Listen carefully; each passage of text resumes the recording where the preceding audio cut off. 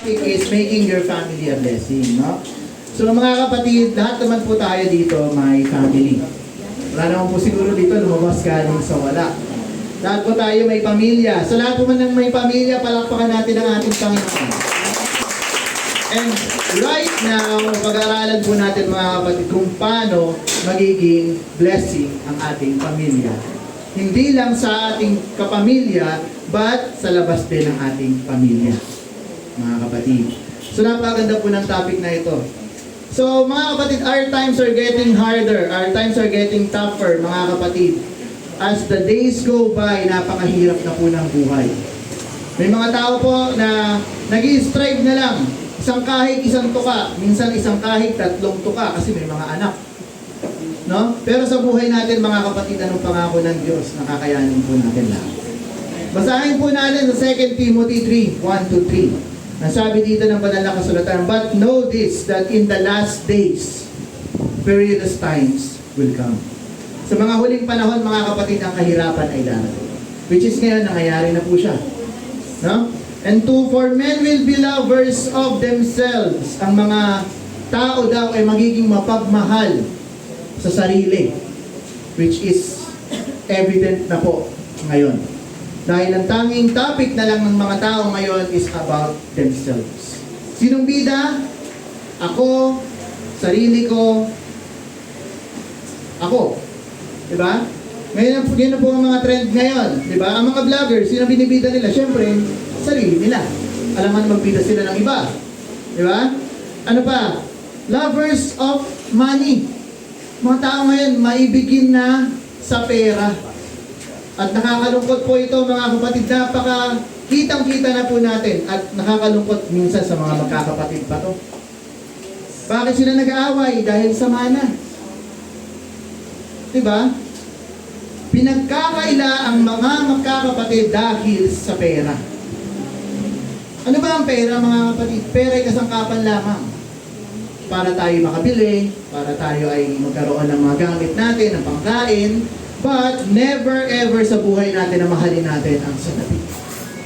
Dahil kung mamahalin natin ang salapi, mapapahamak tayo, mga kapatid. Ano pa? Boasters, mayayabang. Diba? Madalas yan, nakikita natin yan sa TV. Mga mayayabang, no? Ang dami nilang ginawang proyekto. Ang dami nilang ginawa para sa bayan. Pero sa naman, yun ay trabaho nila, mga kapatid. Hindi po dapat nila pinagayabang ang serbisyo na binibigay nila. Dahil yun ay responsibilidad nila. Pero pinagayabang, ano nakikita natin pag-election? Mga muka. Diba kita natin yung mga itsura nila, nasa dilata, nasa plastic bag.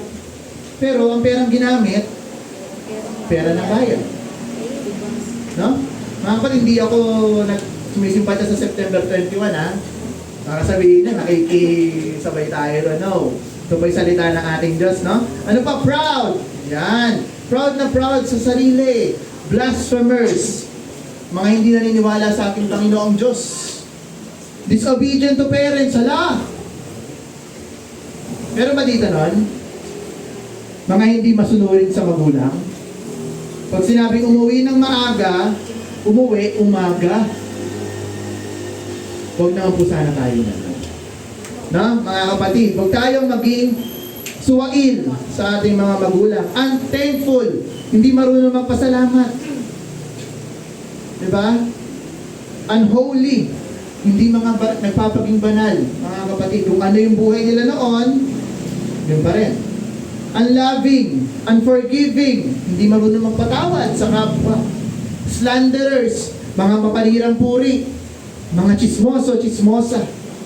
Without self-control, walang pigil sa sarili kung anong gustong gawin. Ay, ito, magpapasaya sa akin to. Gagawin nila. Kahit na nakakasakit sa iba. Ganyan na po ang tao ngayon. Brutal.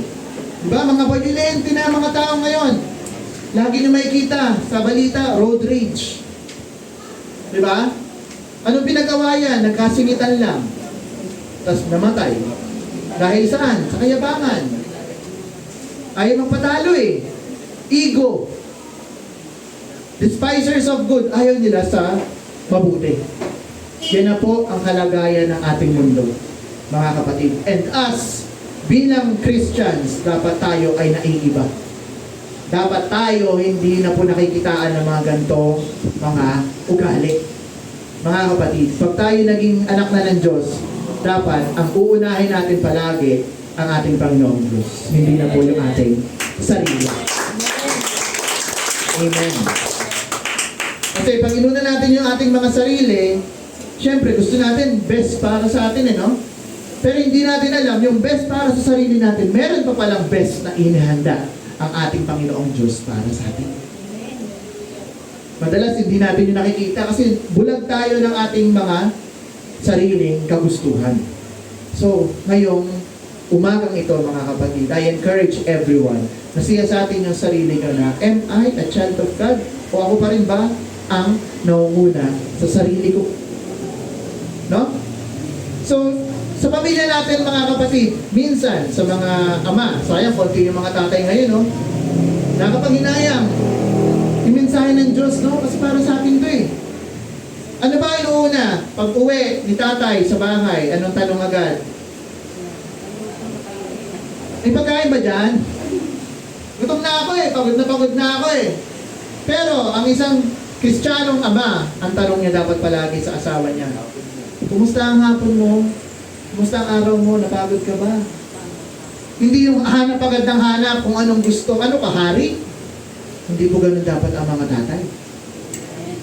At sa mga anak, anong tawag nila lagi? Nay, nay, anong kakainin, ma? Ma? Lagi na, ma. Ma lang, ma. Ma, pagawa ng assignment ko, ma. Pati pag-aaral, iniasa na sa nanay. Mga anak, huwag po tayo maging ganyan. Alalahanin nyo, ang nanay natin pagod yan sa gawaing bahay. Akala nyo ang nanay nagpapahinga lang, nagkukuya-kuya-kuya lang sa tahanan, hindi po. Marami po silang ginagawa sa tahanan. Then praise the Lord sa mga nanay, no? Palakpakan mga nanay, palakpakan po natin mga nanay. Eh sa mga nanay naman, yung iba, sinobra ng spoil ang mga anak. Sila nang gumagawa ng aralin. Di ba na nauso yung mga, ano tawag doon, module? Mga nanay na gumagawa.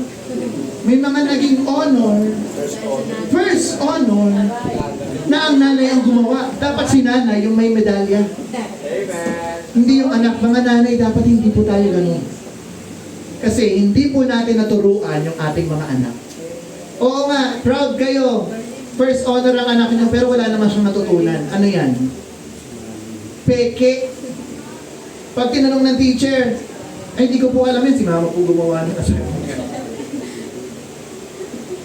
So maging mabuti po tayong ehemplo sa ating mga anak, mga magulang, no?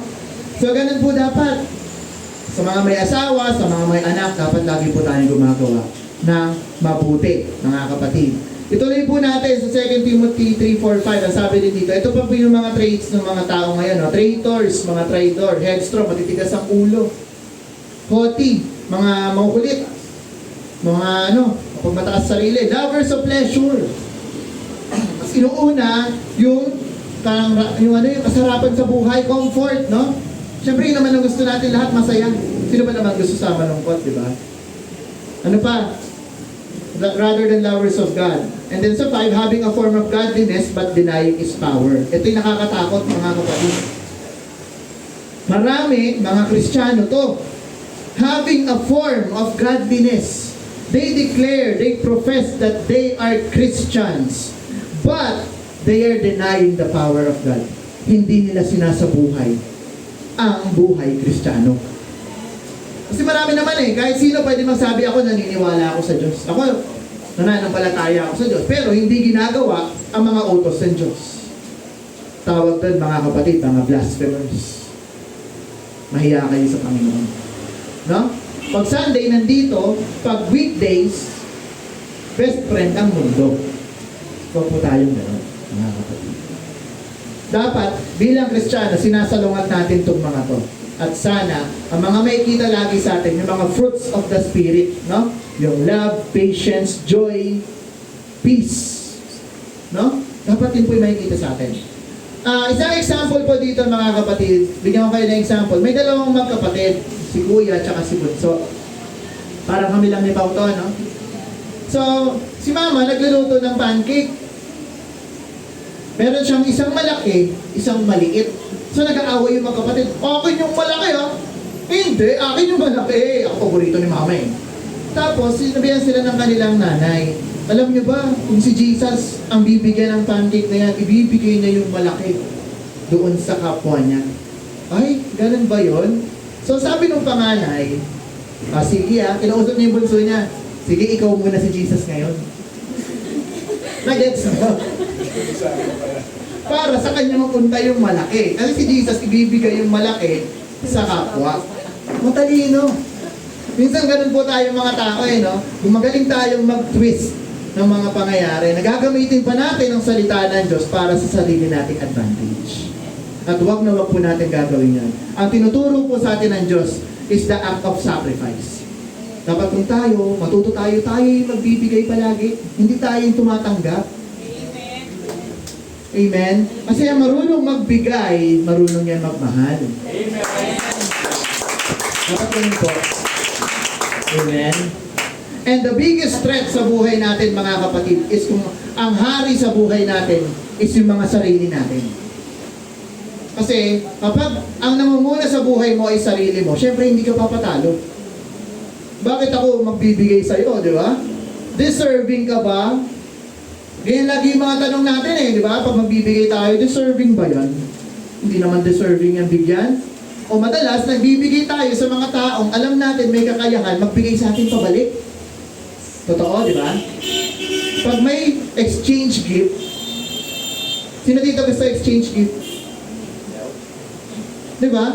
Madalas, nalulungkot tayo pag yung nakuha natin, mas mababa doon sa binigay natin, di ba? Totoo.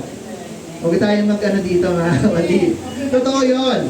Na kunyari, ang halaga ng binigay mo, 120, tapos nakuha mo 100 daw. Boy, mas mahal yung binigay ko. Tapos nakuha ko, chichirya. Ang binigay ko, ganda-ganda, hinanap ko pa yun. Tapos sa akin, chichirya. Madalas po, ganun din yung nakukuha ko nung bata ako eh. Ang ganda-ganda ng regalo ko, no? Parang sabi ko, akin na lang to. Sana mabunot ko ulit. Tapos mabunot ko, chichirya. Eh kung kaya ko nang bilhin na. Pero mga kapatid, tinuturuan tayo ng Panginoon na kung tayo nagmamahal, marunong dapat tayo magparaya. Amen. Dapat mga kapatid sa buhay natin, lalo na mga Kristiyano, dapat ang lagi nating nasa isip na ang sarili ko, hindi na ako bida. No? Kasi makamundong mindset po yan. Nasabi mo, love yourself. Dapat ikaw lagi ang pine-preserve mo. No. Dapat kung may mamahalin tayo, unang-una ang Panginoong Jesus. Amen. Kasi mga kapatid tayo, creation lang tayo ng Diyos. Mga kapatid, ayaw mo man sa gusto, tayo yung nilalang ng Diyos. Tanggapin mo man sa hindi, yan po ang kalagayan natin. At hindi po kayo main character dito, no? Wala pong main character. Ang main character po ng storya ng mundong ito, si Jesus. Amen. Tayo, mga kapatid, mga role player lang tayo. Lahat tayo actors lang dito. Na ginagampanan ng ating mga roles, mga kapatid. And mapalad kayo. Kasi nandito tayo ngayon. Ibig sabihin, pinili kayo ng ating Panginoong Diyos mula sa pagiging extra. Ano na kayo ngayon? Semi-bida na kayo. Kasama na kayo sa main cast. Nakasama yan dun sa kalangitan. Gusto nyo ba yun? Amen. Amen. Dapat maging proud tayo na anak tayo ng ating Panginoong Diyos, mga kapatid. And dapat, bilang anak ng Diyos, kailangan i-apply din natin yan sa ating pamilya. Which is yung topic natin, no? Make your family a blessing. Sa pamilya natin kasi ngayon, mga kapatid, usong-uso na ngayon na hinahayaan na lang ng mga magulang yung mga anak. Sabihin nila sa mga anak nila, anak, paglaki mo, ikaw na bahala sa buhay mo ha. Kung anong gusto mo, susuportahan na lang kita. Paano kung sinabi ng anak, ma, gusto ko pong maging drug lord? Suportahan mo yon? Siyempre hindi! Mga kapatid, pero ano po ang sabi ng Biblia? You should train up a child in the way he should go. For when he is old, he will not depart from it. I-train nyo ang inyong mga anak kung saan sila pupunta. Gaya ng ginagawa natin sa church, mga kapatid. Kaya tayo nakikinig ng salita ng Diyos because this is our training. Kung paano tayo lalakad sa buhay natin. paano ba ako magiging isang mabuting Kristiyano? At nakukuha natin yan, mga lessons na yan, sa pakikinig. Amen po? Amen. Amen. Kaya kung tayo ay umaattend palagi ng mga Sunday service, prayer meeting, Bible study, ugaliin po natin makinig ng lubos. Dahil dun po natin makukuha yung ating faith. Because faith comes from hearing. And hearing of the Word of God. Mga kapatid. Kasi marami naman tayong pwedeng pakinggan. Marami din mga magagaling na motivational speakers. But, kung may pakikinggan tayo mga kapatid, pakinggan natin palagi ang tinig ng ating Panginoong Diyos. Amen. At sa ating mga pamilya, mga kapatid, huwag lang training. Ang gawin natin, discipleship. Disciple your children. Discipleship is not optional. It should be intentional. Amen. Gagabayan natin yung mga anak natin kung saan sila patungo. Para silang kawayan na patubo pala, pag hindi mo yan nilagyan ng tukon, lalaki yan na baliko. Pero habang ginagabayan mo sila, tuwid. At hindi mo sila magiging problema paglaki nila. Madalas sa mga kabataan ngayon, ay, ang cute-cute mo nang hinahayaan lang nung bata pa. Sige, gawin mo gusto mo, naging spoiled. O sa pagiging spoiled nila, ayun, sira ang buhay. Kasi lahat gusto eh. Gusto ko nito, ma'am. Gusto ko bagong cellphone, makakabili lang ng isang buwan, no? Gusto ko ulit ng bago. May iPhone na ulit na bago eh. Gusto ko ulit na yung bago. Kasi hindi na turuan. Kasi ang bagay na mga natututunan ng bata, nagsisimula yan sa bahay. Hindi yan sa school. Kasi madalas po ngayon, ng mga kabataan, ng mga magulang, nanay, tatay, hinahayaan na lang ng mga parent, ay ng mga teachers na magturo sa anak, which is mali.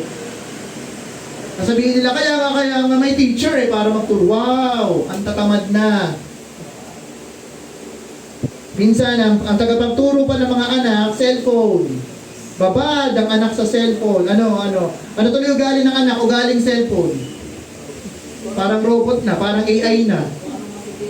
No? Kung ano nakikita, gagayahin. Diba na, uso nga ng pandemic. Kaya nung pandemic, mga kapatid, ang dami naging pandemic baby. Mga hindi agad nakapagsalita.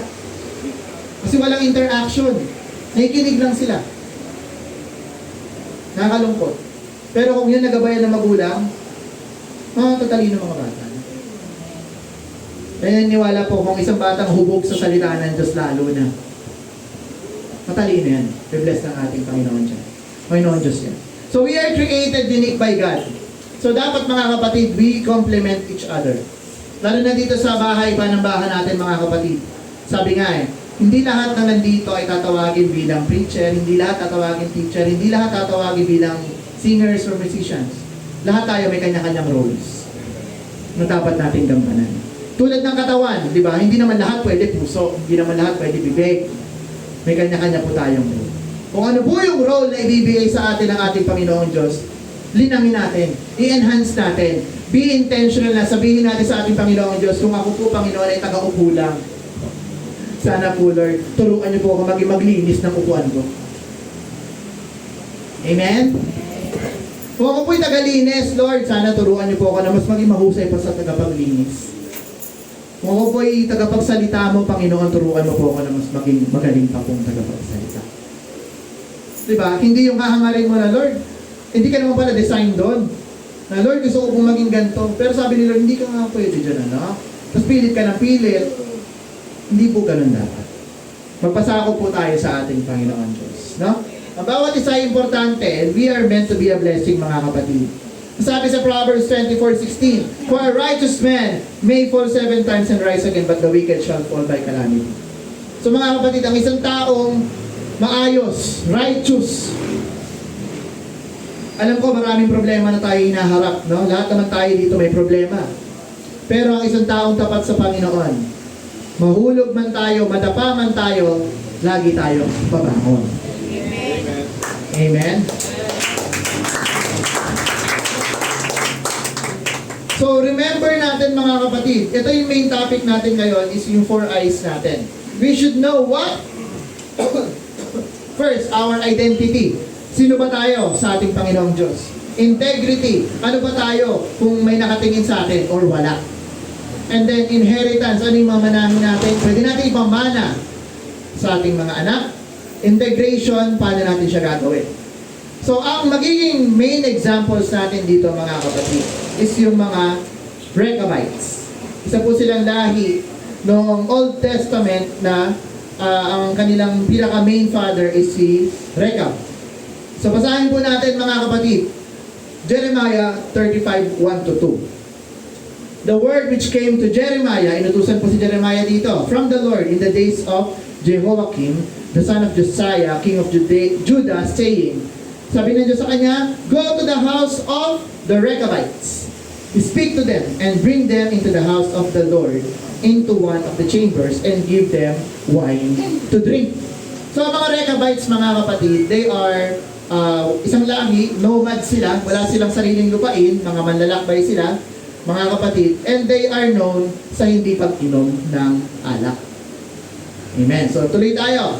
So Jeremiah 35, 3-4, then I took Zephaniah, the son of Jeremiah, the son of Habiziniah, his brothers, and all his sons, and the whole house of the Rechabites. And I brought them into the house of the Lord, into the chambers of the son of Hanan, the son of Likdidiah, a man of God, which was by the chamber of the princess, above the chamber of Messiah, o Maseiah, the son of Shallum, the keeper of the door.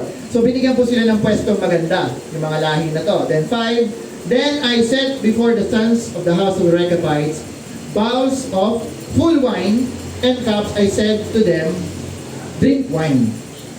So inutusan po. So si Jeremiah, naghandog siya. Na, sige, sa Israel po, ang kanilang tradition, lalo na pag may mga guests, is to provide or give wine. And wine sa kanila, mga kapatid, iba sa wine na alam natin ngayon. Ang wine sa kanila, ito po ay para sa kanila ay main source of parang inumin. Kasi sa Israel ay mga disyerto. So scarce, kulang po yung tubig nila. And kung may tubig man, madalas hindi siya malinis. Mga contaminated po yung tubig. So ang way po nila to drink is yung wine. So kaya po, kung mababasa natin sa Bible, lagi nilang may wine. So hindi pala masamang uminom ng wine. Hindi naman masama. Ang masama po, nakasulat, huwag kang mag-lasing. Hindi lang masamang uminom ng wine. Amen. Dapat maging matalino tayo mga kapatid, no? Kasi madalas nagiging aral na yan eh. Oh, masama yung alak. Meron po siyang medicinal value. And kung paano mo siya gagamitin, it's up to you. Kung gagamitin mo siya para magkasala, o gagamitin mo siya para maging kagamutan. Nasa mindset yan, nasa motive kung ano mo siya gagamitin. Lahat po ng bagay ay mabuti Lagi natin alalahanin. Kahit yung pera, mabuti yan. But the love of money, the love of wine, nagiging masama. Nasa motives lahat yan. So wala pong masamang bagay, piligaan natin ng Panginoong Diyos. And then, tayo ba mga kapatid, kunyari, bisita kayo. Minsan ito yung nangyayari sa mundo eh. Kunyari, nainayahan ka, no? Na umattend sa isang party. Ayan na. Siyempre, pag party, may wine. May alcoholic beverage. Kaso ikaw, Christian ka. Inimbitahan ka. Oh, so Brother Ray, ito wine, no? Sarap yan. Iinumin ba o hindi? Pero sabi sa Bible, inisip mo, hindi naman daw masama uminom ng wine, sabi ni Kuya Migs. Pero isipin natin mga kapatid, we are the living examples of that. Amen. Kung gagawin ko ba to, makakabuti ba? Kung gagawin ko ba to, mag-glorify ba ang Diyos? Dapat yun po lagi natin iniisip. Na kasi kapag tayo ay nag-give in doon sa pressure na yon, ibig sabihin, mas pinahalagahan natin yung tao na yon kaysa sa Panginoon. Amen? Nai-gets niyo yung point? Kasi minsan ganun tayo sa buhay mga kapatid, minsan nagigipit tayo ng pressure. Lalo na kunyari, may boss tayo. Dapat inuman tayo, brad, walang atrasan yan. Kasi ano tayo maganda yung kita ng company. So dapat. Pero dapat bilang mga Kristiyano, we should stand to our belief. Amen. Huwag tayong papatalo. Yes, amen. And tuloy natin, sabi dito sa Jeremiah 35:6, but they said, ito po yung sabi ng mga Rechabites, no? We will drink no wine. For Jonadab, the son of Rechab, our father commanded us, saying, you shall drink no wine, you nor your sons, forever. Magpakailanman daw sila, mga lahi nila, hindi sila iinom ng wine. Grabe, no? Kahit na nag-invite sa kanila mga propeta na yan, ha? Mataas na tao ng Diyos yan. Pero, kung may tanong kayo sa isipan niyo, bakit inutusan si Jeremiah na painumin ng wine itong mga to? Alam naman ng Diyos na hindi sila nainom. Malalaman po natin yan mamaya. Dahil may purpose po ang Diyos sa lahat ng bagay na ginagawa niya. Wala pong conflict na minsan hindi natin maintindihan. Bakit ang gulo naman ni Lord? Sinabi niya kay Jeremiah, imbitahan ng mga Rechabites, painumin ng wine. Eh hindi naman lingid sa Panginoong Diyos na ang mga Rechabites ay hindi nainom ng wine. Ang gulo nyo. Pero sa ating Panginoong Diyos, sabi nga sa Isaiah, His ways are higher than our ways. Kung ano ang iniisip ng Diyos, hindi papasok sa isip natin yon. Kung may naiisip ka na maganda na para sa Panginoon na tingin mo napakamabuting bagay, higit pa dyan ang naiisip ng Diyos. Kasi hindi mo siya maiisip yung kaisipan ng Diyos. Hindi mo yun maaabot. Kaya wala akong tao ang pwedeng magmalaki na siya ay marunong. Lahat tayo sa mata ng Diyos mga mangmang. Mga kapatid. Kahit si Einstein, mga kapatid, di ba? The smartest man who ever lived on the world, on this earth. Sa Panginoong Diyos, wala lang yan. Sisiw lang, baga. No? Yung talino ni Einstein sa ating Panginoong Diyos. Because God is the creator of everything. DNA, paano yan? Wala pang Oo, na-discover natin ang DNA, pero paano mo yan na-design? Napaka-komplikado. Baka ngayon iba, hindi nyo alam ano itsura ng DNA, no? Diba? Marami pa po mga bagay ang madi-discover natin sa ating buhay, mga kapatid. And just a quick background din sa mga Rechabites, mga kapatid. Ang mga Rechabites, mga relatives sila ng Kenites, and Kenites ay mga relatives ni Jethro. Kilala niyo si Jethro? Siya po yung biyena ni Jacob. No? So meron siyang, yung mga Rechabites, may connection sila sa people of God. Kaya naniniwala rin sila sa Panginoong Diyos. No? And Rechabites are known for their strong will and obedience. At pinakita naman nila yan, no? So dapat tayo rin mga Christians, dapat hindi tayo mga compromisers ng mundong ito. Pag sinabi ng mundong ito, dito maganda, huwag tayong susunod.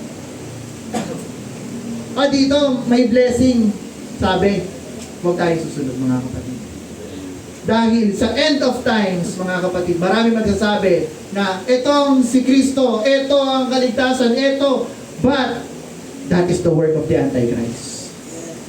We should always make our stand. Huwag tayong papabilog, lalo-lalo na sa mga AI na yan, no? Yung AI, mga kapatid, napakatindi na. And that will be a threat to Christianity in the future. Kasi nakikita-kita na po natin kung anong pwede gawin ng AI. No? Susunod na niya, nandyan na yung tatakan. Hindi naman ako sa nananakot, no? Kasi baka nakalimutan natin yung future ng mga Christians. Na hindi po easy, hindi po chill-chill lang ang pagiging Kristiyano. Ang pagiging Kristiyano, dadaan tayo sa matinding hirap. And I'm not threatening you guys. Ngayon, mahirap na ba ngayon? Mahirap na, no? Masihirap pa yan. Because God wants His children na dumaan sa test. Trials by fire. Mga kapatid, para ma-screen kung sino ang totoong anak niya. Sino ang genuine? Tayo ay lalantayin na parang ginto, mga kapatid. Ang ginto, bago maging pure gold, dinadaan sa matinding apoy. And us, bilang Christians, dadaan din tayo dyan. Hindi ako nananakot, ha? Mangyayari po yan. Wala pong Kristiyano na naghangad lang ng pagpapala lagi. Yes, part yan, part. Blessing is a part of being a Christian. But, face the truth. Diba? In the end of days, tayo ay makakaranas ng pagtitiis. Meron ba naman nagtitiis na blessed? Na nasa kanya na lahat? How can you strive if you have everything? Paano ka tatawag sa Diyos kung nasa iyo na lahat? Kaya matalino po ang ating Diyos. Tetestingin niya ang bawat isa. Sa hanggat sa kaya kanyang pigain, kapatid, pipigain ka ng ating Panginoon. Para makita kung sino ka talaga sa harap ng Diyos. At para tayo maging puro sa harapan ng Diyos. Palakpakan po natin ang ating Panginoon. And us, mga kapatid, we are Christians, no? And being Christians, we should have our identity. No? Sabi nga po ng isang manunulat dati na ang mga Pilipino, mahilig tayong makalimot sa sarili. Bakit kanyo? Ang Pilipino, or ang ibang bansa, like ang Japanese, suotan mo siya ng suit and tie, Japanese pa rin siya. Ang Korean, suotan mo siya ng suit and tie, Korean pa rin. Ang Pilipino, pag nagsuot ng suit and tie, hello, how are you? I don't understand you. Nagiging Amerikano. Masyado na tayo naging affected ng colonialism, mga kapatid. Kaya, ang mga Pilipino, mga kapatid, pag nasa ibang bansa, ang ayabang na. Yung iba, hindi ka naman nila lahat, no? Kasi minsan nakakaranas po kami nga na may kausap kami sa phones, di ba? Mga Amerika, pag call center kasi mga Amerikano kausap. Minsan makakausap pa Pilipino. Aba, sila pa yung mga matataas ang ere. Umasenso lang, nakapangasawa ka lang. Hindi naman sinasabi na ano. Pero ang mga Pilipino ganun po. Kasi syempre, oo, lumaki tayo sa hirap. Mahirap ang Pilipinas. Pero dapat huwag mong kalilimutan kung sino ka at kung ano ka. Diba? Pinanganak ang Pilipino, mahalin mo ang pagiging Pilipino. Diba? Huwag mong ayoko na maging Pilipino, ayoko na sa earth. Sabi na, ayoko na sa earth, ang hirap. Amen. So, sa mag-asawa naman, mga kapatid, no? Ang mag-asawa, pinag-isa ng Panginoon.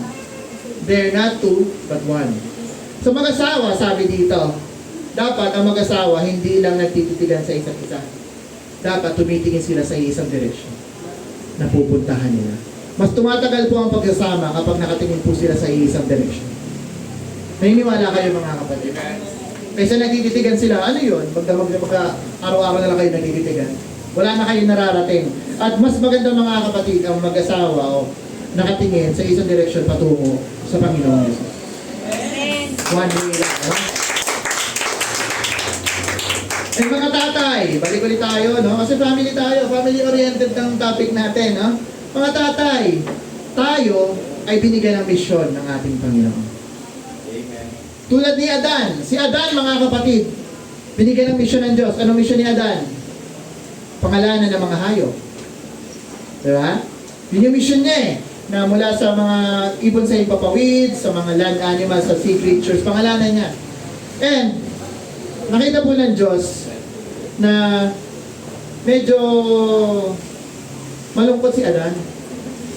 Kaya niya ginawa si Eva. Para maging kaaway ba? Katuwang, katulong. So mga asawang babae, dapat tayo din mapagmahal sa asawang lalaki. Hindi natin sila kaaway.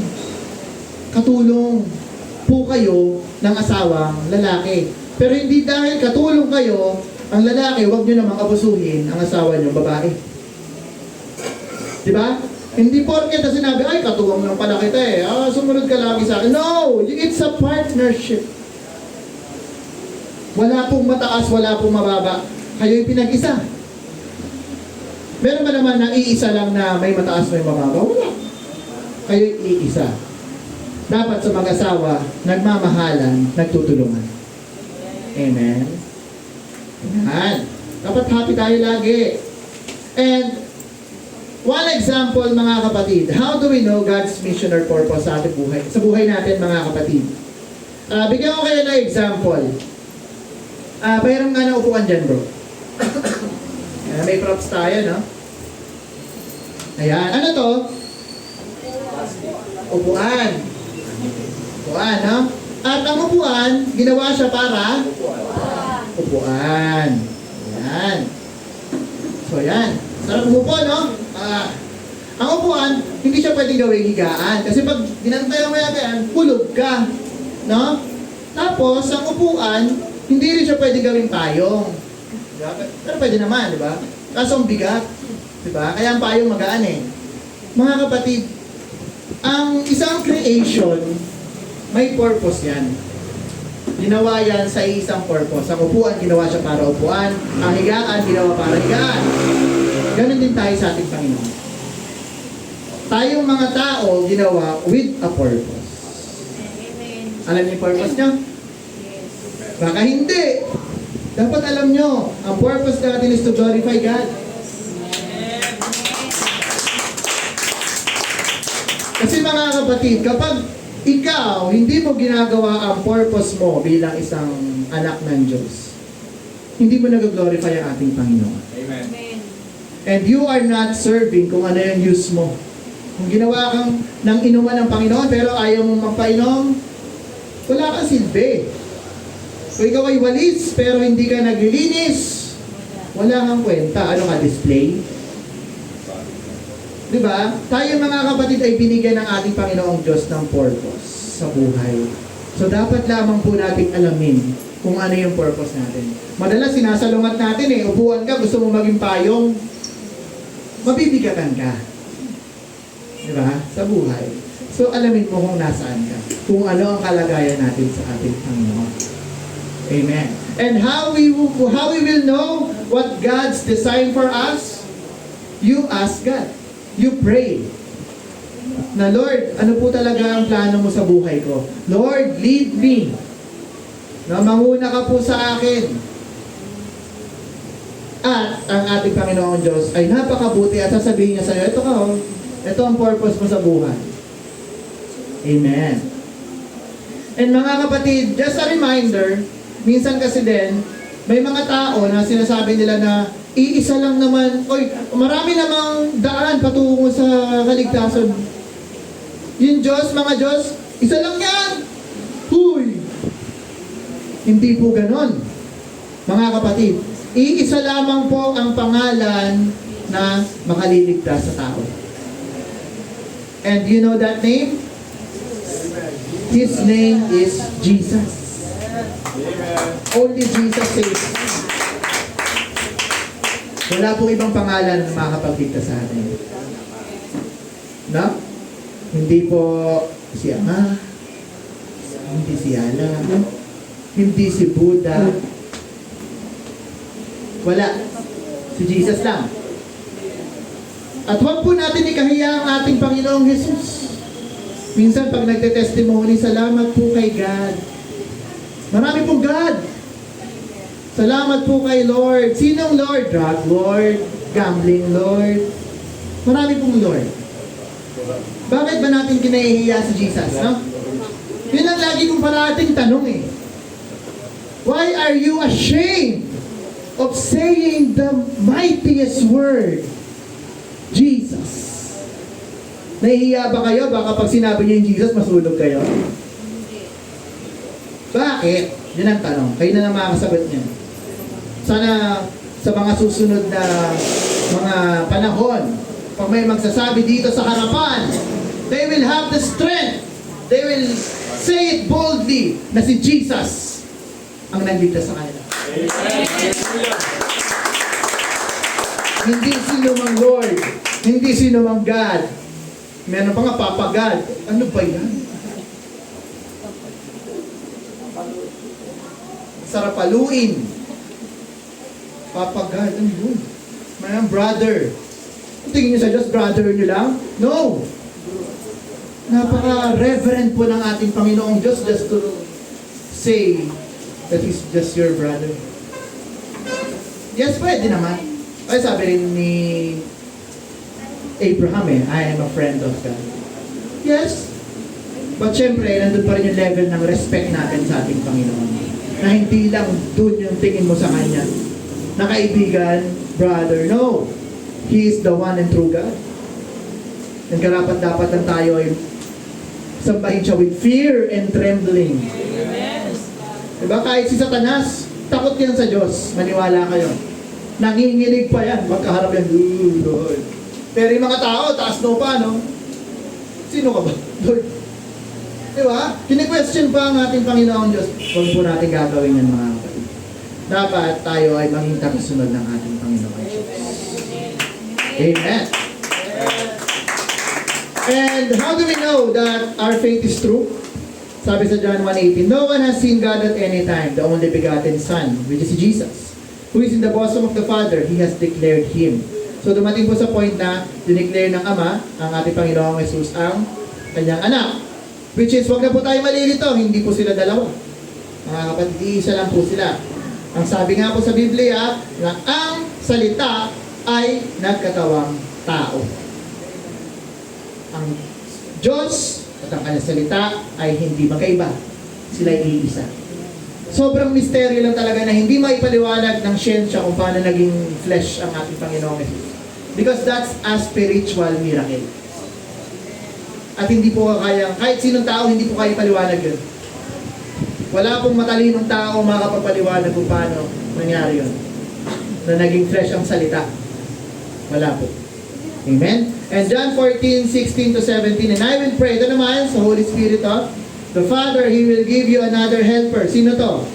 Ang Holy Spirit po siya. Yun po yan. That He may abide with you forever. The Spirit of truth. But sino ba ang truth? Jesus. He is the way, the truth, and the life. So siya rin to. Hindi po yan iba, yung Holy Spirit, no? Whom the world cannot receive because it neither sees Him or knows Him. But you know Him, for He dwells with you and will be with you. Ano sabi ng ating Panginoon Diyos nung sa kanyang Great Commission na I will be with you? Hindi naman niya sinabi, the Holy Spirit be with you. Sabi niya, I will be with you until the end of the earth. So siya rin to.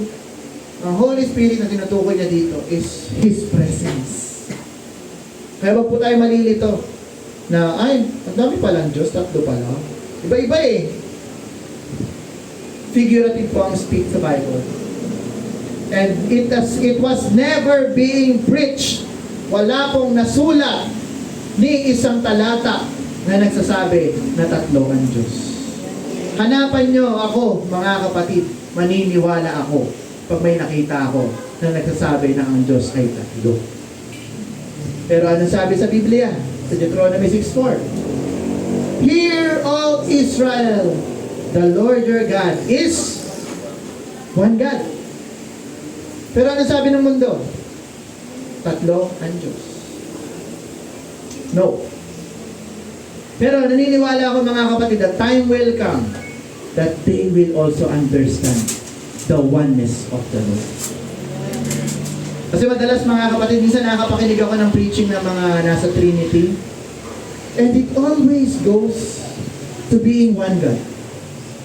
Kahit anong pilit nila sabihin na tatlo ang Diyos, doon pa rin, they will still declare at the end that there is only one God. And that's the conclusion, na iisa lamang ang Diyos. Amen? Amen po tayo, mga kapatid. Palakpakan po natin ang ating nag-iisang Diyos. And ano po ang proof ng ating identity? That we are in the right spirit of God if we glorify God always. Kasi ang isang tao na hindi masaya sa ginagawa niya, hindi siya totoo. Diba? Sino ba dito yung nag-aaral dahil pinipilit lang ng magulang? Diba ang hirap? Yung mga nagtatrabaho dahil kailangan na lang talagang mabuhay. Marami. Diba? Na? Kasi may mga sarili tayong passion.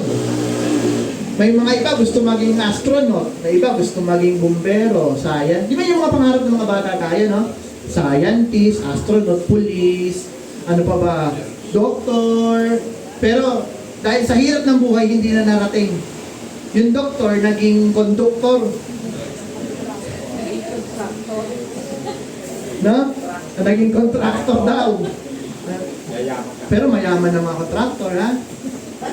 Pero mga kapatid, iba po kasi yung nagtatrabaho with a passion.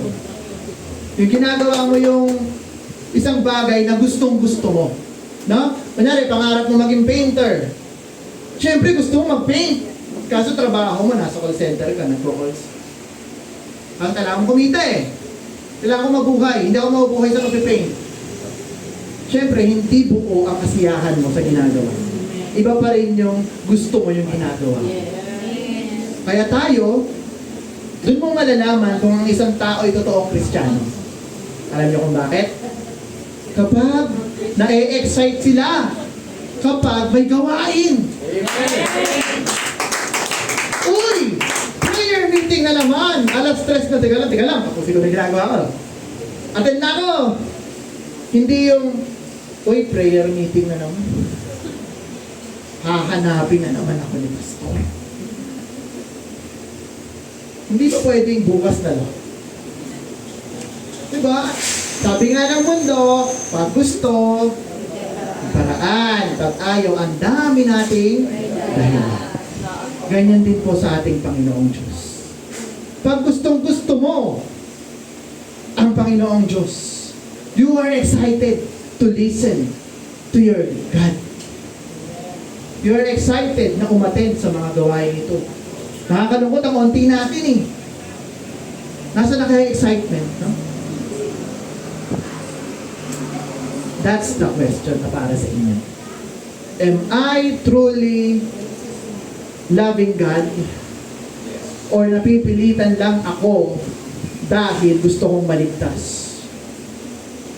Iba po kasi yung nagmamahal sa Diyos at naglilingkod sa Diyos dahil may gusto lang makuha sa Diyos. Iba po yun. So dapat, pakasuriin natin ang ating mga sarili. Ako ba talaga ay tunay na nagmamahal sa aking Panginoong Diyos? Know your identity. Amen? Sabi nga sa Romans 8:8-9, so then those who are in the flesh cannot please God. Pag ikay nabubuhay sa laman, hindi mo kayang i-please ang ating Diyos. But you are not in the flesh, but where? In the Spirit na tayo. If indeed, the Spirit of God dwells in you, kapag nananahan ang Espiritu ng Diyos sa iyo, now if anyone does not have the Spirit of Christ, he is not His. Mga kapatid, kung wala pa sa iyo ang Espiritu ng Diyos, hindi ka sa Kanya. And minsan may mga misconception dito mga kapatid na marireceive mo daw ang Spirit ng Diyos kapag ikay nag-speak in tongue. Let's be wise, mga kapatid. Ang Espiritu ng Diyos, ibinibigay niya sa mga taong tumanggap sa Kanya bilang Lord and Savior. The speaking in tongues is a gift. And gifts, hindi po lahat nakakatanggap. Kaya minsan may mga Kristiyano, sobrang frustrated. Hanggang ngayon, di pa ako nag-i-speak in tongues, baka hindi ako ligtas. And that's keep their frustration na, bakit ganon? Pero, masarap nga naman mag-speak in tongues, mga kapatid. And I have experienced that. But very few are being gifted na mag-speak in tongues. Pero I encourage you, Christians, na kung kaya nyo na mag-ask sa Panginoon, ask and it shall be given. Hangarin nyo, kasi it is an experience, mga kapatid, na hindi mo kayang maipaliwanag. But it doesn't stop us na maniwala sa Diyos na ang Espiritu ng ating Panginoong Diyos ay kasama na natin. No? Kasi ang speaking tongues, it is just like a proof of the manifestation of the Spirit in you. Kasi, ibig sabihin, genuine ka talaga. But, meron naman ibang Kristiyano na nagpapanggap lang. Dahil sa sobrang kagustuhan nila mag-speak in tongues, kung ano-ano ng mga salita ang sinasabi na hindi naman galing sa Espiritu. Mali yun. Mas maigi na huwag ka na lang kaysa ma-blaspheme mo pa ang ating Panginoon. Magsabi ka na lang ng mga words of affirmation na magpapastrengthen sa church. Na, yeah, bless this church, oh God. Ganon. Kasi wala pong masama sa pag-declare sa kabutihan ng ating Panginoong Diyos. Amen? Maliwanag po tayo doon mga kapatid, no? And sa Romans 8:12-14, therefore, brethren, we are debtors, not to the flesh, to according to the flesh. If you live according to the flesh, ano sabi, you will die. But if you, by the Spirit, you put to death the deeds of the body, so dapat, kung tayo nabubuhay na sa Espiritu, yung mga dati natin ginagawa dapat, patay na. Kasi we are a new creation. So it should be God who lives in us, hindi na yung dati natin, no? For as many as led by the Spirit of God, anong tawag sa atin? Sons and daughters of God. Kung tayo daw mga kapatid ay pinangungunahan ng ating Diyos, tayo mga anak ng Diyos. Amen. So isang tanong lang mga kapatid. Kapag tayo pa din ang sentro ng buhay natin, baka hindi pa natin kilala ang ating Panginoong Diyos. Kung ikaw pa rin ang nangunguna sa buhay mo, baka hindi ang Panginoong Diyos ang hari sa buhay mo. Amen. And, sige talo na tayo dito. Sa John 13:34 to 35. Sabi din dito mga kapatid, ito yung commandment ng Diyos sa atin. At lagi natin itong binabasa din, no? A new commandment I give to you, that you love one another. Yan. As I have loved you, that you also love one another. By this also you will know that you are my disciples. Kapag binamahal po natin yung ating kapatid, dun po natin ay papakita na tayo ay alagad ng ating Panginoong Diyos. Mahal po ba natin ang ating mga kapatid? Amen. So, wag po natin silang awayin, wag po natin silang siraan, wag po natin silang simangutan. Amen? Amen. And we have one God, no? So, our identity in Christ, we are God's child. We have been brought with a price. Pinili tayo. Hindi tayo niligtas ng wala lang. Tayo ay may kabayaran. Because for the wages of sin is death. Dahil tayo mga nabubuhay sa kasalanan, ang bayad sa ating mga ginagawa ay kamatayan. But Jesus paid us with His blood. Buhay niya ang pinambayad niya sa atin. And because the blood of Jesus is so powerful na lahat ng tao ay naligtas dahil sa Kanya. Kasi ang pagtao lang po si Jesus, hindi niya po kayang iligtas tayo. But He is God. And God is so powerful. And we are a member of Christ's body. Yes, totoo yan. We have been chosen, adopted, redeemed, and forgiven by God. Tayo ay complete sa ating Panginoon Diyos. Nothing can separate us from God. And we are God's masterpiece. Tayo ay nilikha ng Diyos ng napaka kamangha-mangha. Masterpiece tayo ng ating Panginoon. So dahil tayo ay may identity na tayo kay Kristo, dapat kahit anong pagsubok, dapat hindi tayo susuko, mga kapatid. Amen. Woo! Napakabuti ng ating Panginoon Diyos. And bilang mga Christians, minsan tayo yung mga nako-convert una, no? Sino dito yung mga families na hindi pa Christians? Born again, marami pa. So, may purpose ang Diyos sa inyo. Kung bakit kayo tinawag ng ating Panginoong Diyos. Dahil kayo ang gagamitin ng Panginoon sa mga pamilya niya. Amen. Diba? Kasi kung nakikilala nyo na ang ating Panginoong Diyos, magre-reflect dapat yan sa buhay natin. At kung nagre-reflect yan sa buhay natin, dapat nakikita ng mga family members, ay, kunyari si Sister Berna. Sister Berna, simula nang umattend yan sa life casting, bumait. Diba? Hindi yung, simula nang umattend yan sa church na yan, nako, hindi na mahagila. Dapat mga kapatid tayo yung magiging difference. Makikita sa atin yung goodness of God. Na dahil tayo naging Christian na nakikita na yung mga pagbabago natin. Hindi yung naging Christian ka, mas lumala. Yumabang na, sabi sa mga kasama niya sa bahay, kayo o mga baka kasalanan kayo. Makasalanan kayo, lumayo kayo sa akin. Hindi po ganun ang pagiging Kristiyano mga kapatid. Dapat tayo mga Kristiyano, dapat naaawa po tayo sa mga makasalanan.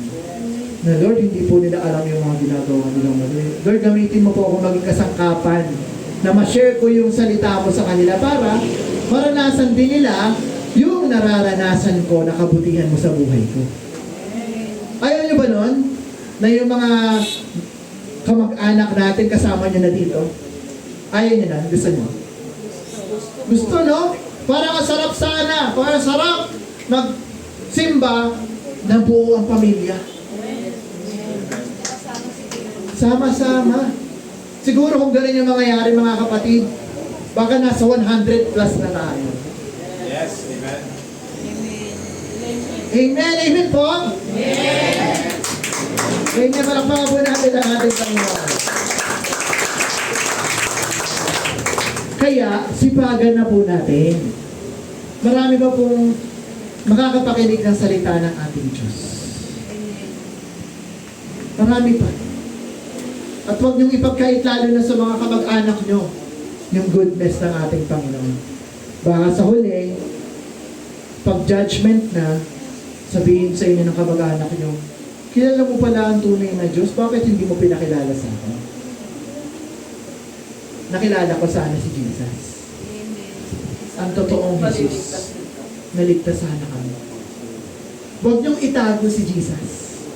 Ang isang ilaw, mga kapatid, hindi yan dapat nilalagay sa ilalim. Hindi dapat tinatakpan ng ilaw. Ang ilaw dapat nagsashine.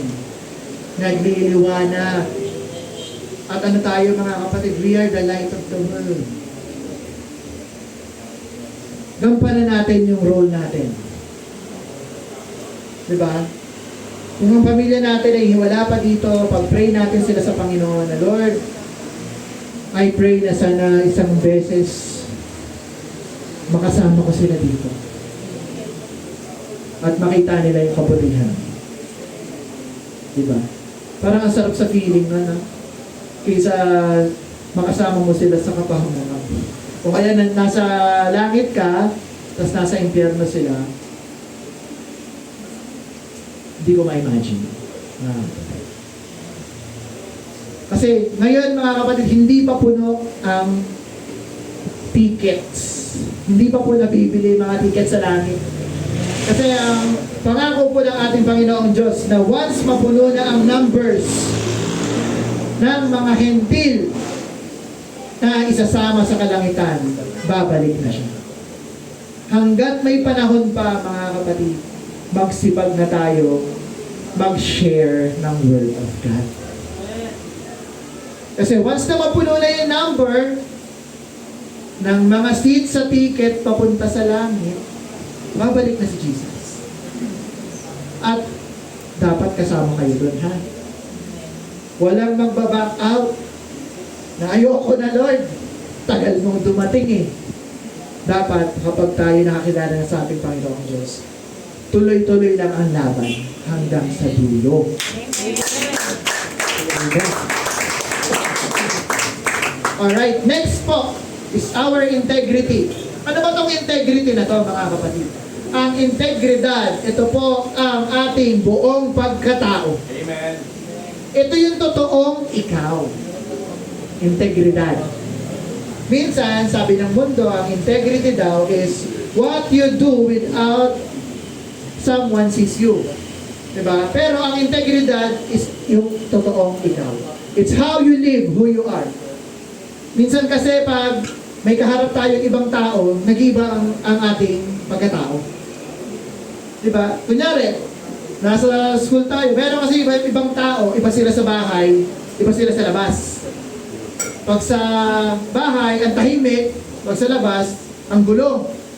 Kumbaga doon niya na ilalabas yung totoong siya. Ay sa bahay, pag magulo siya, mapagalitan siya ni nanay at tatay.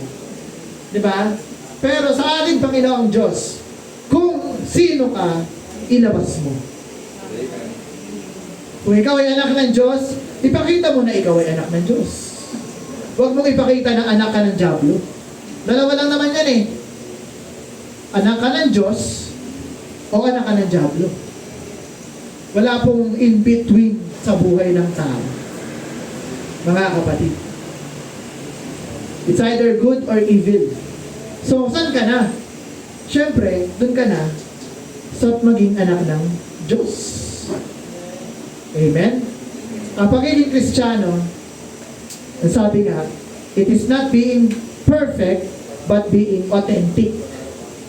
Maging tunay ka sa sarili mo. Ikaw ay anak ng Diyos.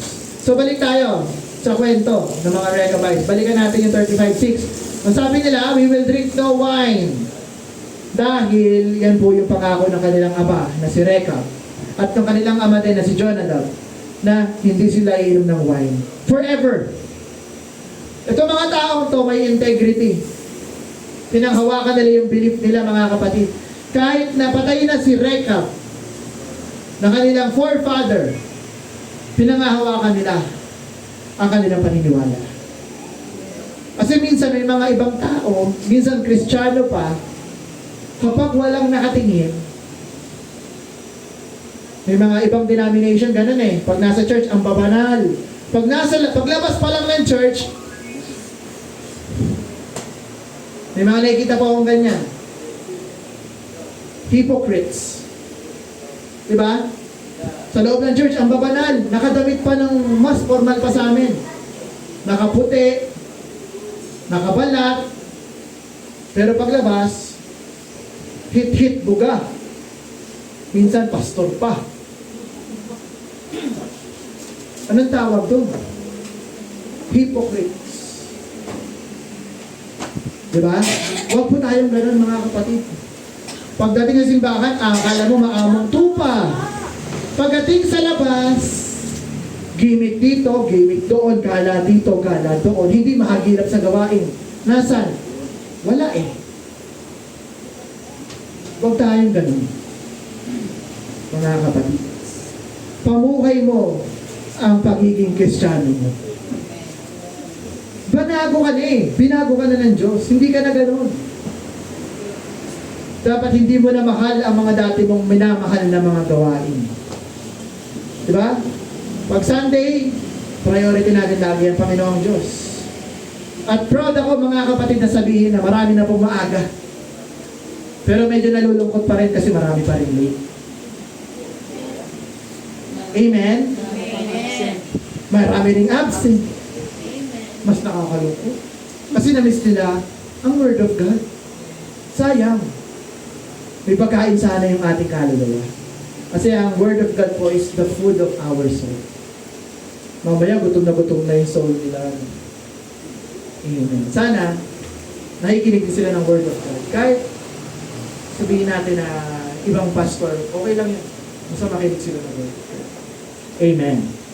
So tayo, mga kapatid, dapat maging tulad tayo ng mga Rechabites. Panghawakan natin yung belief natin, faith natin. Sa 7:8, sabi dito, you shall not build the house. Ito pa yung ibang utos sa kanila. Sow seed, plant a vineyard, or have any of these. So hindi dapat sila magtatanim. Kasi mga nomad sila. Mga sojourner, mga manlalakbay po yung mga Rechabites. Ang sabi, but all your days shall dwell in tents, that you may live many days in the land where you are sojourners. Tayong mga Christians, tayo din mga ganyan din.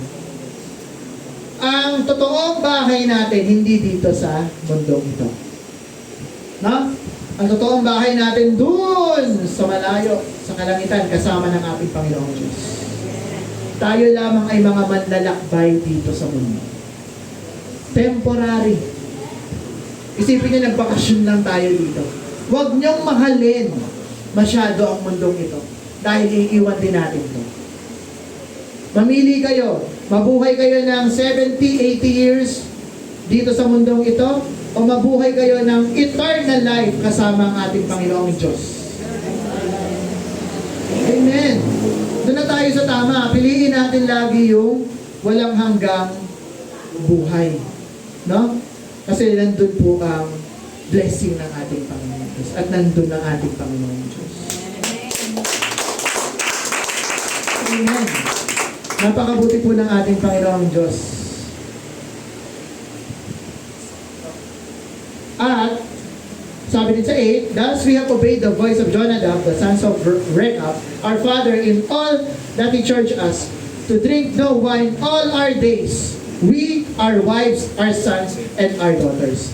So yung mga Rechabites, hindi lang po yung mga original Rechabites, pati yung mga napangasawa nila, ganun na rin ang naging buhay. So ganun din tayong mga Christians. Dapat kung tayo din ay nag-share ng Word of God, share din natin kung ano yung mga tamang gawin ng isang Kristiyano. Diba? Ano yung mga dapat natin gawin, bawal magsinungaling, gagayad natin din sila. Dahil tayo po pinagkatiwalaan ng Diyos to teach them. No? Dapat ganun din tayo. So, sa buhay natin, minsan, Nung New Testament, ang mga Pharisees, marami. Yan yung mga nagbabanal-banalan, yung mga Pariseo, no? Sabi sa John 8:39-41, ang sabi ng mga Pariseo sa ating Panginoong Jesus, they answered and said to him, Abraham is our father. Yes, ninuno nila si Abraham. Ano sabi ni Jesus sa kanila? If you were Abraham's children, you would do the works of Abraham. But now, you seek to kill me. Gusto nilang patayin si Jesus. A man who has told you the truth, which I heard from God. Abraham did not do this. Kasi na-offend na po sila kay Jesus eh. Kung ano-ano po pinagasabi ni Jesus na mga kabaluktutan ng mga Pariseo. At pinagpaplanuhan po nila palagi na patayin si Jesus. Na? Sa 41-43, sabi dito, you do the deeds of your father. And they said to him, we are not born of fornication, we have one father, God. Yes, tama. Kasi ang mga Jews, naniniwala talaga sila sa iisang Diyos. Si Yahweh. Hindi po nila matanggap na si Jesus ay nagkatawang tao na Diyos. Sabi ni Jesus, if God were your father, you would love me. For I proceeded forth and came from God. Siya'y galing sa Panginoong Diyos. Nor have I come of myself, but He sent me. Bakit kaya na siya'y galing sa Diyos? Dahil siya po ang salita ng Diyos. Nanggaling siya sa Diyos. Siya'y sinalita, lumabas sa bibig ng Diyos, salita na nagkatawang tao. Totoo naman po yung sinabi niya. Wala pong blasphemy sa sinasabi ng ating Panginoong Diyos at pawang katotohanan. Sabi niya sa 43, why do you not understand my speech? Because you are not able to listen to my word. Dahil hindi kayo nakikinig. Madalas po mga Kristiyano sa ngayon, ang gusto na lang pakinggan yung mga matatamis na salita. Kagalingan, pagpapala. Yun na lang ang gusto pakinggan ng mga Christians.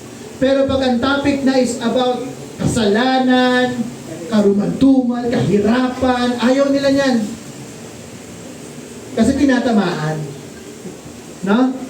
Kasi masakit eh. Bakit? Pamaral ka na lang, Kuya Mix, ng about sa blessing. Nakaka-bless. Hindi po. Tayo po ay kinokorek ng ating Panginoong Diyos para tayo po ay lumago. Amen? Binabawasan po tayo. We are being pruned. Ang isang halaman po na marami na pong mga dahon, tinatabasan po yan para mamunga. Kasi maraming dahon na puno, nakukuha pa ng dahon yung nutrients. So instead na maging bunga siya, wala, hindi nagiging mabunga kasi ang daming dahon. Ganyan po tayo mga Kristiyano. Sa dami nating pagiging abala sa buhay natin, hindi na tayo nagiging fruitful sa mata ng Diyos. Wala tayong nadadala. Wala tayong nai-invite. Kasi sobrang busy natin sa work. Sobrang busy natin sa school. Hindi na tayo nakapag-share ng Word of God. Ano bang calling mo? We are called to share the Word of God. Hindi tayo called to just be an attendee. We are called with a mission. Lagi niya yung alalahanin. So ako mga kapatid, personally, sobra akong napaproud kapag may mga bisita tayo. Kasi pag may mga bisita tayo, it just proves that God is working in this place. Kasi nakakalungkot pag wala tayong mga bago eh. Parang antamlay. Oo, tayo. Di ba kayo natutuwa na may bagong kapatid? Di ba parang ang saya? Pag may bago tayong kasama. Hindi naman sa nagkasawa na ako sa mga itsura nyo, no? Pero mas maganda po pag may mga bago. Kasi, ibig sabihin, may paglago in not just in quality, but in quantity. Kasi yes, maganda pong lumago sa quality. Yes! Napakaganda mag-mature tayo. But it is also good na magdagdag po ang Panginoong Diyos sa lugar na ito. Hanggang sa mapuno itong lugar na ito na hindi na tayo kasya.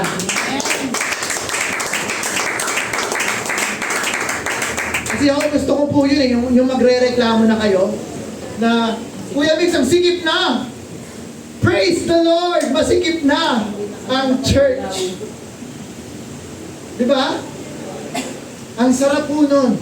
Ibig sabihin, marami pong nailigtas. Marami pong nakakakilala sa ating Panginoong Diyos. Ako napaproud ako pag ano. Kasi gusto ko marami pang masave eh. Ayokong itabi yung word of God sa sarili ko. Mas gusto ko, mas marami pang makakilala kay Jesus. Diba? Dapat ganun din yung heart natin mga kapatid. Huwag niyong itago si Jesus. Share Him. Share niyo ang goodness sa ating Panginoon. Amen. Huwag tayong tamarin. Kasi pag tayo tinamaan, it's either may sakit ka or ayaw mo lang talaga. Or madamot ka.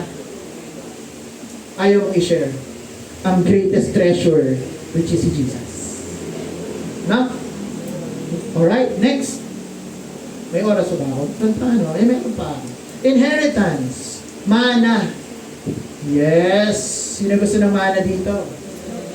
Siyempre, lahat gusto, no? Sarap kaya ng mana. Oo, di ka na maghihirap eh. Tatanggap ka na lang, no? Pero mas maganda po ang isang bagay na pinaghirapan mo. Kaysa manahin mo. So let's read Proverbs 13:22. A good man leaves an inheritance to his children. Ang isang mabuting tao nag-iiwan ng mana sa kanyang may iwan. But the wealth of the sinner is stored up for the righteous. Oy! So, ang isang mabuting tao daw, nag-iipon para sa kanyang mga anak. At ang mana dito na tinutukoy mga kapatid, it's not just worldly wealth. It's not just money. Ito yung mga aral na ibibigay niyo sa mga anak niyo. Na habang sila'y nabubuhay, maaalala nila, ito turo to ng magulang ko sa akin. Na dapat pag tumakbo ako, mabagal lang. Dahil ang tumakbo ng matulin, alam niyo pa ba yun? Baka hindi na alam ng mga bata yun ha? Oh, parang hindi na nga nila alam. Ang tumakbo ng matulin, ang matinig, malalim, pag matinig, malalim. Ito, alam nyo, aanhin pa ang damo kung patay na ang kabayo. Dapat hindi po namamatay yung mga ganyang kasabihan, mga kapatid. Because that is our inheritance para po sa future generations. Hindi yung ipapamana natin sa mga kabataan is TikTok, Roblox, diba? Yung mga accent pa, no? Roblox. Diba? Wala na. Ano na? Wala na yung good morals. Right conduct. May GMRC pa ba sa school? Meron pa. Amen. Praise the Lord. Buti na lang at meron pang GMRC. Pero parang hindi po natututo yung mga kabataan, no? May GMRC, pero ang salbahe pa rin ng mga bata. Alam niyo kung bakit? Dahil yan sa mga magulang. Dahil ang kabutihang asal hindi natututunan sa school. Natututunan yan sa bahay. So be a blessing to your family. Babalik ulit tayo sa main topic, no? Blessing to your family. Kasi lahat po, everything starts at home. Amen? Talakpakan po natin ang Diyos. And ano ang pinakamagandang pamana? The Word of God. Yes, yan po ang pinakamagandang pamana na pwede ibigay sa mga future generations. Sabi sa Psalms 119:111, your testimonies I have taken as a heritage forever, for they are the rejoicing of my heart. Amen? And sabi din po sa Jeremiah, ay hindi, mamaya na po pala ito. So, yung ating pong salita ng Diyos ay pamana po natin. And dapat, kapag kasama po natin ang ating Panginoon Diyos, we enjoy God's presence. Dapat, kapag nandito tayo sa church, masaya. Bawal yung malungkot dito. No? Bawal yung nakamangot. Dapat lagi nakangiti. Kasi we have Jesus in our hearts. Kung nasa iyo ang Panginoong Diyos, aaliwala sa buhay mo. Wala yung bigat. Kasi ang kabigatan, binubuhat na yan ang ating Panginoong Diyos. Test me, mga kapatid. Test niyo ang ating Panginoong Diyos. Pag nasa iyo ang ating Panginoong Diyos, lahat ng problema mo, hingitian mo na lang yan. Kahit gaano yan kabigat, gaano man yan kalaki, kalala. Kasi lagi mong iisipin, temporary lang naman to eh. Lilipas din. Mare-resolve din yan. Walang problema na forever. Unless, hindi ka maniwala sa Diyos. Ang problema mo talaga forever. Kasi pagpunta mo ng impyerno, forever suffering ka doon. Pero pag anak ka ng Diyos, yung mga problema mo dito, lilipas din yan. Diba? Kung problema mo utang, babayaran mo din yan. Wala pong namamatay na na hindi pinagpala ng Diyos na Christian. Amen. And then, balik tayo sa kwento, no? Jeremiah 35:12-13. Then came the word of God to the Lord. Ito na yung reveal kung bakit binigay ng Diyos yung utos kay Jeremiah, no? So 13 sabi, Thus says the Lord of hosts, the God of Israel, Go and tell the men of Judah and the inhabitants of Jerusalem. So ito yung message niya sa mga Israelites. Will you not receive instructions to obey my words? Says the Lord. Tanong tayo sa 14. The words of Jonadab, the son of Rechab, which he commanded his sons not to drink wine, are performed. So, naging tapat po ang mga Rechabites sa pangako nila sa Diyos na hindi sila inom ng wine. For to this day, hanggang sa panahon ngayon, they drink none and obey their father's commandment. But although, message niya ang Panginoon sa Israel, I have spoken to you, rising early and speaking. Ano sabi ng Diyos? You did not obey me. Ganyan po katigas ang ulo ng mga anak ng Diyos. So ginamit niya pong examples ang mga Rechabites, kaya niya pinaimbita kay Jeremiah. At sinabi na painumin mo sila ng wine. Pero sila'y nangako sa Panginoon na hindi sila iinom at pinanghawakan nila yun. And God has commended them for their obedience sa ating Panginoong Diyos. Amen? Madalas po tayo mga Kristiyano, we always believe in ourselves na ito maganda to para kay Lord. Ito, ganda ng idea ko para kay Lord. But hindi natin siya kinokonsult sa ating Panginoong Diyos. What seems to be best for you may not be the best for God. Hindi lahat ng isipin mong magandang bagay, maganda na yun. Lagi mong i-consider ang kagustuhan ng Diyos sa buhay. Kasi hindi ka maliligaw kung yun ang gagawin mo. Amen? Sa 15, I have also sent to you my servants. So ang dami na pong sinugo ng Diyos sa Israel. The prophets rising early and sending them saying, Turn now everyone from his evil way. Tumaligod kayo sa masama niyong gawa. Amend your doings. Magsisi kayo. And do not go after gods to serve them. Then you will dwell in the land which I have given to you, your fathers, but you have not inclined your ear, no, nor obeyed me. Ganyan tayo mga tao. Meron tayo mga Diyos-Diyosan sa buhay natin. Ano po yung idol na tinatawag? Ito po yung bagay, tao, or anuman pong kahit ano na pinaprioritize mo sa buhay mo. Sino ang number one sa buhay mo? And that's your God. Number one ba sa'yo ang Diyos? O number one sa'yo ang asawa mo? Number one sa'yo ang cellphone mo? Number one sa'yo ang trabaho mo na hindi mo kaya pag nawala? Number one sa'yo ang sarili mo. Na kapag hindi mo siya sinunod, sira na ang buhay mo. Jowa mo ba? Number one sa buhay mo. Pag iniwan ka, iniwan na ako ng mundo ko. Wow. Di ba ganun yun, mga kabataan, ha?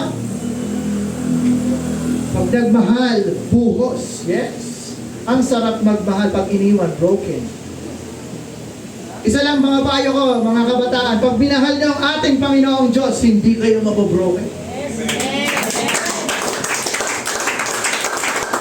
At mamahalin niya kayo ng buong buo, hindi niya sisilipin ang mga kamalian. Manatili lang kayong tapat sa ating Panginoong Diyos. Ganyan po magmahal ang ating Panginoon. Amen? Palakpakan po natin ang Diyos. And then sa 16 to 17, surely the sons of Jonadab and the son of Rechab, have performed the commandment of their father, which he commanded them, but these people, which is the Israelites, has not obeyed me. And therefore says the Lord of hosts, the God of Israel, behold, I will bring on Judah and all the inhabitants of Jerusalem all that doom that I have pronounced against them. Lahat ng mga masamang bagay, bibigay niya sa Israel. Because I have spoken to them, but they have not heard, and I have called them, but they have not answered. So, ganun tayo mga Christians. Kapag hindi tayo sumunod sa ating Panginoong Diyos, may parusa. Amen? Dahil mga kapatid, ang paggawa ng kasalanan, you are free to do anything. Sabi nga ng kasabihan, you are free to choose whatever you want to do in life. You have the freedom. Gumawa ka ng tama, gumawa ka ng mali, you have the freedom to choose everything. But you are not free to choose the consequences of what you did. Pero yung mga mangyayari sa'yo after, di ka pwedeng mamili. Pag gumawa ka ng kasalanan, sigurado, may kabayaran niya. Hindi mo pwedeng lusutan ang kasalanan ginawa mo. Tulad yan ng pagsinungaling, mga kapatid. Pag nagsinungaling ka ng isa, para pagtakpan mo ang kasinungalingan mo, ang gagawin mo, magsisinungaling ka ulit. Pag kailangan mo ulit pagtakpan, magsisinungaling ka na naman. Hanggang sa lumala na ang pagsisinungaling mo. Ano magpapalaya sa atin? Katotohanan. Reveal everything to God. Extend ako. And the truth shall set you free. Amen. Diba, napakabuti po ng ating Diyos kasi pwede mo sabihin sa Kanya lahat. Na hindi ka mahihiya, na i-judge ka ng tao. Kasi madalas pag nagsabi ka sa tao, sasabihin nila, ano po yun? Depression lang yan? Oo, kaya mo yan. Totoo po ang depression. Hindi po natin minamaliit yun. But with God, anything is possible. Bigay mo lang yan sa Diyos. Kung may lalapitan ka, depressed ka, may anxiety ka, huwag ka lumapit sa tao. Sigurado hindi kanyang matutulungan. Mandadamay ka pa. Kasi imbes na yung problema mo sa'yo lang, binigay mo pa sa kanya, no? Ganun kasi yung problema, mga kapatid, hawa-hawa yan. Imbes na ikaw na nag-aalala, siya rin, may kumusta na kaya yung kapatid ko, no? Alam ko, ano yun eh. Oh, nag-alala pa siya para sa'yo. Pero kung sa Diyos mo siya ibibigay unang-una, sigurado ako mga kapatid, ko-comfort ka ng ating Panginoon. Amen. And lastly, integration mga kapatid. Last na po ito. Patapos na talaga ako, sorry. Hindi ko na po siya babasahin. Sobrang haba niya. Psalms 112. Yan, ito po yung blessing ng ating Panginoon sa isang taong tapat. So integration, it means kung paano natin siya gagampanan. Application ng ating mga natutunan. How do we do it? Tuloy tayo. Jeremiah 35:18 to 19.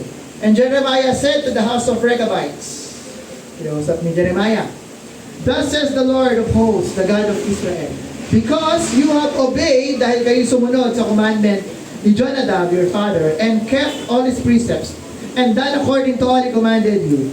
Therefore, thus says the Lord. Siya po yung speaker ng ating Diyos, no? Sabi ni Jeremiah sa kanila, Jonadab, the son of Rechab, shall not lack a man to stand before me forever. Amen? So yung mga anak daw po ni Jonadab, yung mga Rechabites, ay hindi pagkukulangin sa kanilang pagtayo sa harapan ng Diyos. Gusto niyo po ba na maging ganun ang kalagayan natin sa ating Panginoong Diyos? Na kapag haharap tayo sa Panginoong Diyos, God will be proud of us. Na sasabihin ng ating Diyos, anak ko yan! Gusto niyo ba yun? O baka sabihin ng Diyos pag nakita kayo, anak ko ba talaga yan? Parang hindi. Suwail eh. Pero dapat humarap tayo sa ating Panginoong Diyos with our head held high na bibigyan tayo ng Diyos ng thumbs up na I'm proud of you, son. And then at the end of days, mga kapatid, pagkaharap na natin ang ating Panginoong Diyos, asahan natin na mabigyan tayo ng putong ng buhay, and He will tell us, "Well done, my good and faithful servant."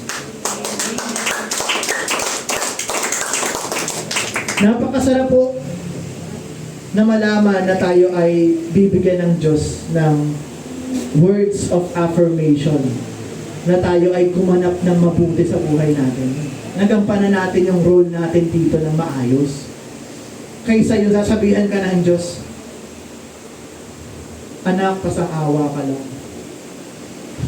Buti nakarating ka pa dito. Buti nakaabot ka sa finish line." Gusto nyo ba yon? Napupunta kayo ng langit, pasang-awa lang? O mamaya na, hindi pa nakaabot, no? Nahulog. Wag naman po sana. So kung tayo gagawa sa ating Panginoong Diyos, do it mightily, give your best sa ating Panginoon. Because He deserves the best. Amen. Diba? Dapat ganun po tayo. Pag naghahandog tayo sa ating Panginoon Diyos, the best. Huwag yung pwede na. Kasi pag pwede na, baka sabihin ng Diyos, pwede ka na lang din. Hindi kita iba-bless, pwede lang, ganyan ka lang. Stay ka lang dyan, anak. Diba? And then, sabi sa Deuteronomy 6:6-7, "And these words which I command you today shall be in your heart." Ito po yung word of God. "You shall teach them diligently to your children, and shall talk to them when you sit in your house, when you walk by the way, when you lie down, when you rise up." So ganyan po dapat ang pagtuturo natin ng salita ng Diyos sa ating mga anak. Mga magulang, dapat ganyan po. Anong sabi? Kausapin, habang kinakausap mo sila, ituro mo ang salita ng Diyos. Habang nakaupo kayo sa bahay, habang nagpapahinga, habang naglalakad kayo patungo sa pupuntahan nyo, kapag kayo'y bago mahiga at pagising nyo, lagi nyo babanggitin ang salita ng Diyos. O mamaya, pagising pa lang ng anak nyo, bunga nga agad ang almusal. Magligpit ka nga dyan! Ano ba yan? Mag-toothbrush ka muna! O wala pang niluto, ano ba yun? Tanghali na gumising, puyat ka kasi ng puyat. Mas maganda po, bago matulog, prayer time, magbasa ng Word of God, para hindi na pupuyat. Na? Para pag hindi puyat, hindi gigising ng tanghali. Amen? Kasi lahat po ng mga nangyayari sa buhay nyo, may dahilan. Bakit nagising ng tanghali? Napuyat. Bakit napuyat? Gumawa ng mga kung ano-anong bagay. Naglaro. O bakit naglaro? Masaya. Diba? Kaya, na-late sa church. Amen? Ganun lang po yun. Yung mga maaga, bakit maaga? Kasi natulog ng maaga. Nag-alarm. Nag-plancha na ng damit nung kahapon pa. Nilabahan na yung nilabahan kahapon pa. Kaya maaga. So, let's always give our best sa ating Panginoon. Di ba? Not just kahit pinakasimpleng bagay, may bilang yan sa Panginoon. If you put your heart into it, God will appreciate it. And it will give glory to Jesus. Last story, overtime pa talaga. Dapat, with Christ, being Christian, makita po, character of a new life sa atin. Ang relationship natin, dapat, it's with God, unang-una, and with others. No man is an island. Walang Kristiyano na nabuhay lang na siya lang, at ang Diyos, ano ka, si Adan? Nag-isolate ka na, hindi po ganun. Mas gusto po ng ating Panginoong Diyos, nakikihalubilo tayo sa iba nating kapwa Kristiyano. Dahil dun po tayo lalago. Kasi, bawat tao may kanya-kanyang revelasyon ang Diyos. Yung alam mo, malay mo hindi alam ng iba. Yung hindi mo pa alam mo pala ng ibang Kristiyano. Totoo po yun. Kahit mga churches, mga kapatid, iba-iba po ng sakit. Iba-iba po tayo ng struggle. Di ba? May ibang church, ito yung problema nila. May ibang church, ganito. O church natin, ganito din. Dahil alam ng Diyos ang capacity natin ng mga nandito. Alam ng Diyos na kaya natin itong ma-overcome in the end of the day. Mga kapatid. And then last, for our values, yung ating paniniwala, we should always believe the Word of God, which is the Word becoming flesh, and the flesh dwelt among us, which is Jesus Christ. Palakpakan po natin ang ating Panginoon Diyos, at napakabuti po ng ating Panginoon. To God be the glory. And tayo po lahat mga kapatid ay tatayo.